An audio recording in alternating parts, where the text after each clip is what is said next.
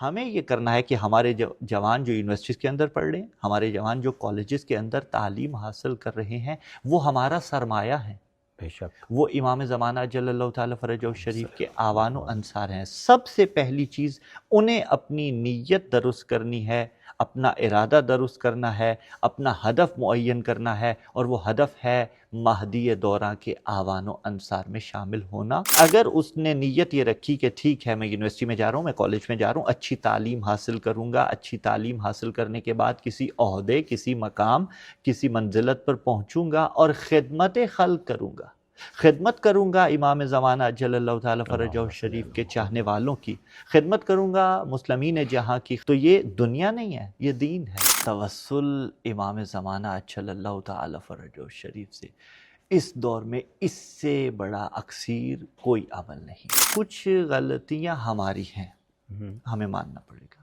ہم نے تعارف ہی وہ پیش نہیں کیا جو کرنا چاہیے تھا۔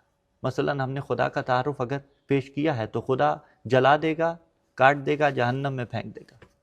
وہ ستار العیوب ہے، غفار الذنوب ہے، سبحان اللہ۔ مبالغہ کا صیغہ۔ وہ جو ٹائم آپ اپنے آپ کو دے رہے ہیں اس میں اپنے وقت کے امام کو ضرور وقت دیجیے۔ مولا میں چاہتا ہوں میں آپ کے آوان میں شامل ہو جاؤں، یہ جو میری راہ میں مشکلات ہیں یہ آپ کے توسل کے بغیر، آپ کے لطف، آپ کے کرم کے بغیر دور نہیں ہو سکتی۔